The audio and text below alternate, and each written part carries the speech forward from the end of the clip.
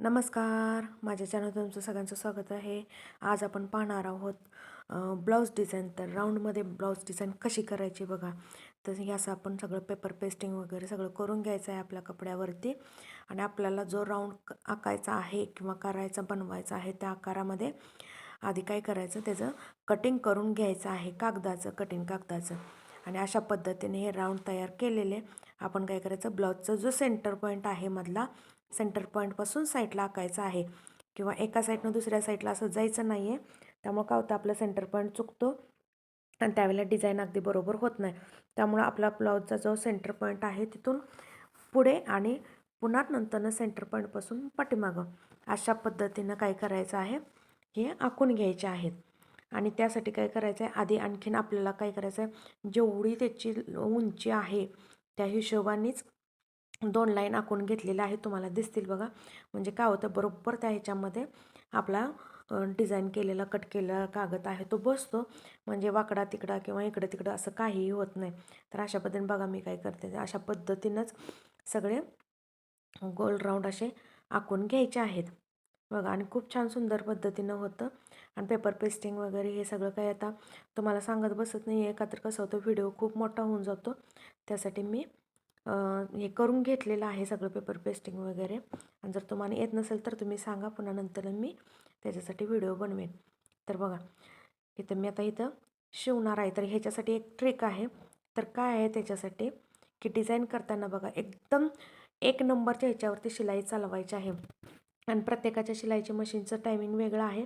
माझ्या ह्याला एकला एकदम बारीक शिलाई होते, का तर ज्यावेळेला आपण डिझाईन करतो ना, त्यावेळेला एकदम बारीक शिलाई चालली पाहिजे. मोठा टाका घेतला ना की काय होतं, डिझाईन असते ती किचकट डिझाईन असते, ती शिवता येत नाही आणि शिवताना वाकडी तिकडे शिवली जाते, एकसारखी शिवता येत नाही. तर त्याच्यासाठी आपण काय करायचं आहे, एकदम बारीक टाका लावायचा आहे आणि शिवून घ्यायचं. त्यामुळे काय व्यवस्थित डिझाईनचे पॉईंट निघतात.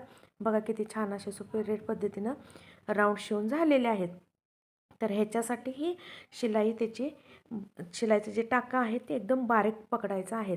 अशा पद्धतीने हे कंप्लीट होतं.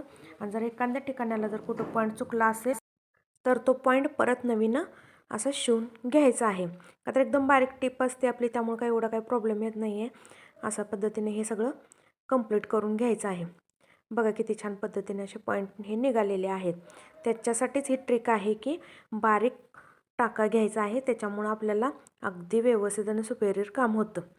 तर हे झाल्यानंतर काय करायचं, कट करून घ्यायचं. आणि कट करताना काळजी घ्यायची आहे, का तर कसं होतं, एकदम बिलकुल एका पॉईंटवरती कट करायचं आहे. नाहीतर कात्रीनं जरा जरी आपला कपडा इकडे तिकडं कट जर झाला तर काय होईल, संपूर्ण डिझाईन खराब होईल आणि ब्लाऊज खराब होऊन जाईल. तर त्याच्यासाठी कटिंग करताना काळजी घ्यायची आणि अगदी व्यवस्थित हळूहळू सगळे राऊंड कट करून घ्यायचे आहेत. बघा किती एका पॉईंटचं जागा शिल्लक राखूनच मी कट केलेलं आहे. तर सगळ्याच डिझाईनना असं करावं लागतं, शक्यतो करून राऊंडवाल्या.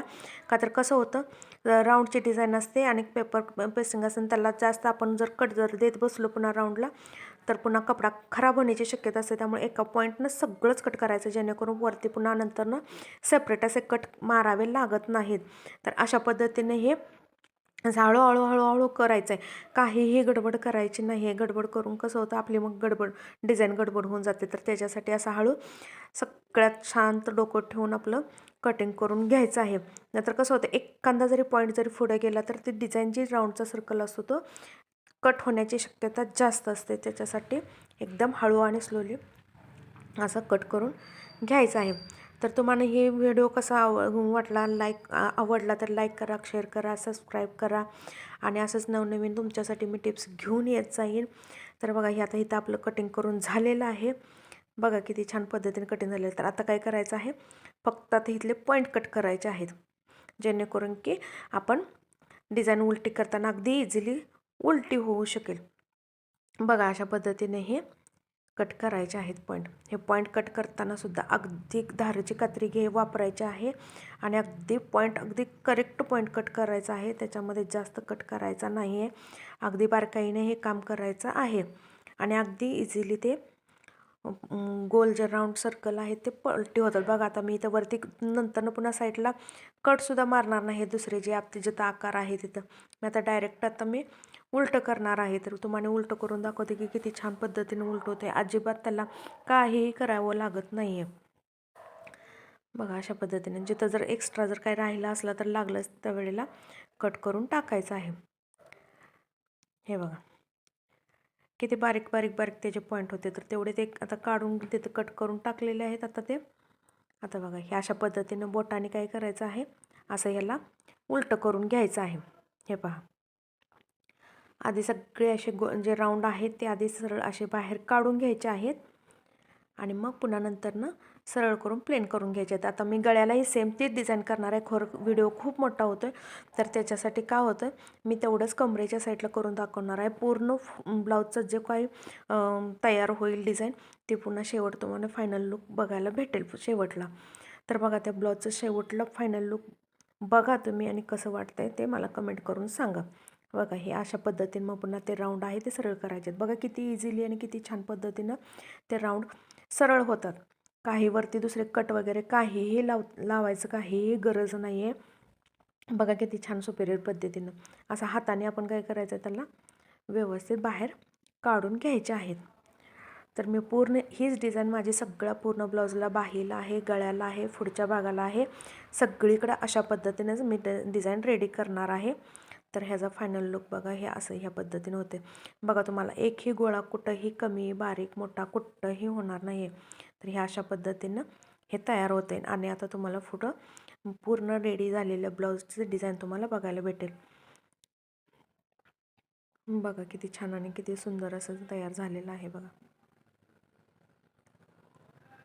आणि व्हिडिओ आवडल्यास मी मगाशी सांगितलेल्याप्रमाणे लाईक करा, शेअर करा, सबस्क्राईब करा. हा आहे आपला फायनल रेडी डिझाईन आहे. बघा किती छान दिसते.